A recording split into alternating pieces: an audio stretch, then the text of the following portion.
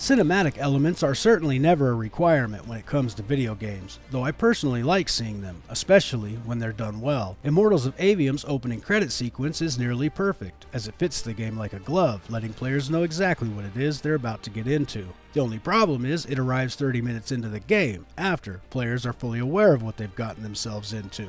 In our last session, we went over the growing importance of creative writing in video games, and some helpful resources for aspiring writers. This chapter is meant to overlap with writing, in that we'll be covering topics related to elements such as story structure, exposition, and dialogue, as we examine what does and does not work when it comes to cinematics. For simplicity, the term cinematics will be used generically in reference to things such as narration, dialogue cameras, credit sequences, or any pre-rendered cutscenes, including the occasional boss intro, to name a few. When used correctly, cinematics can be a wonderful way to elevate a game's presentation while effectively drawing players into an immersive and enjoyable experience. But before we get too far into this thing, we should go over some very basic concepts first, because as much as I love cinematic elements in my video games, not everyone shares that opinion. Players should always have the option to skip past them in order to dive right into the game. As we went over in Chapter 1, players appreciate having the option to customize their gaming experience, and this extends to any and all cinematic elements as well. Some players simply don't like cinematics, others enjoy multiple playthroughs on different difficulty settings, and might not want to see them again. A player's reason for wanting to skip cutscenes or dialogue is not important. Players having the option to do so is. Attention to detail is important as well. Cinematic elements should always reflect and respect the mood and atmosphere of the game. For instance, Senua's Sacrifice deals with sensitive subject matter, yet it's hard to take the game seriously when Senua continually rows on one side of the canoe. She would be traveling in a circle if she did it that way, but that hardly even matters, as her oar rarely enters the water in a manner that would propel her at all. Details such as this might seem trivial, but given the nature of the game, this is no small gripe, especially since the sequence is ridiculously long and cannot be skipped. And given the ever-rising price of modern video games, it's a perfectly legitimate complaint. Including low-quality cinematics in your game is counterproductive and best avoided. On the flip side of that coin, high-quality cinematics have the potential to dramatically increase the overall value of a game, but it's never a good idea to lean on them too hard, especially when it comes to exposition. Before we ever get to see these awesome summer blockbuster style opening credits, we are forced to sit through an unskippable 10-minute history lesson, as Kirkin tells us about everything we never wanted to know. But as much as I don't love it, this might actually be okay if it were the very beginning of the game. However, by the time we get here, we've already sat through some cinematic text exposition, a boring opening cutscene, in addition to chasing Luna all over creation.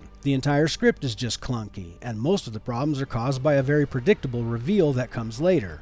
Luna survived her little fall and decided to work for the bad guy instead. It's not fair, however, to blame the writing entirely. This strange imaginary need for tutorial levels should share in some of the blame as well, but we'll cover that more when we get to the instructions, tutorials, and hand-holding chapter of this series. What's relevant to this discussion is that the first 30 minutes of Immortals of Aveum are a haphazard misapplication of the hero's journey and a very clumsy attempt at world building, character introduction, and relationship establishment. All of these things are certainly important, but there are far better methods of accomplishing this. Ascendant Studios simply tried to cram too much information into the first act. The intro text, the stage play scene, chasing Luna, learning how to press the jump button, learning how to shoot without a sigil, introducing the family before they all get killed. All of this forces players to sit through a lot of boring text, dialogue, pointless cinematics, and tutorials before they ever really get to play the game. To be fair, we see the same goofy tutorial level in Fear, and I mention it for the sake of clarity, because for the sake of honesty, I'm a huge fanboy when it comes to Fear, so it will be serving as our good example, but not because it's perfect. It just does a lot of things very well, and there's a lot we can learn from it. For one thing, the cutscenes are skippable,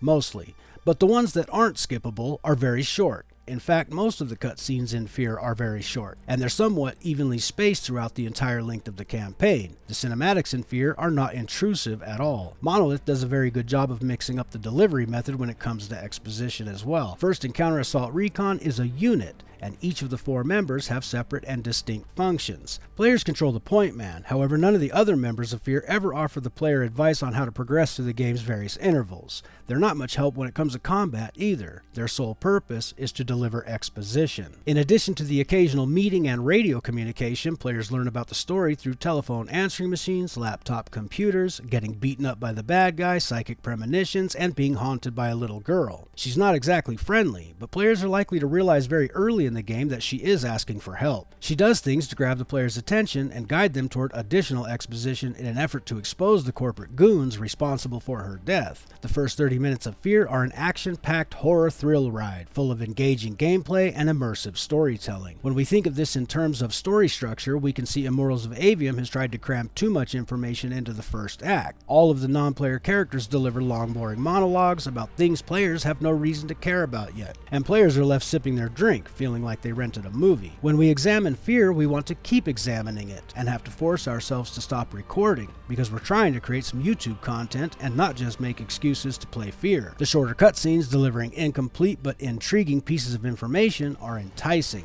Players want to keep playing because they want to know more. This isn't something I pulled out of my ass and thought it would be useful if applied to video games. This is a very well-known principle in the world of writing and storytelling. It's why some books are called page turners and others are not.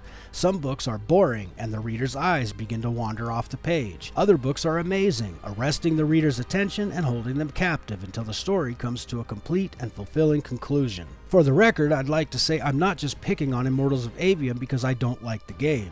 There's actually a lot to like about it. It's a beautiful game with wonderful graphics, the combat is fantastic, and the voice acting is pretty good. The dialogue is a bit cringe, but that style of writing and dialogue has been trending for a while now. We've seen it in a few of the Marvel Cinematic Universe movies, so we can hardly blame them for attempting to do something that appears to be popular among audiences lately. Though to be honest, I would much rather see game developers dare to be original and do something unexpected. Most of the problems with Immortals of Aveum stem from bad writing and the gratuitous use of cinematic cutscenes as exposition dumps. No matter what writing style you choose, exposition dumps are never a good idea. I would even go as far as to argue that the same is true for the gratuitous use of cinematics, but that might actually be taking it a bit too far. After all, we want to avoid general rules whenever possible, in favor of more actual guidelines. As always, if you made it this far, happy gaming, and thanks for watching.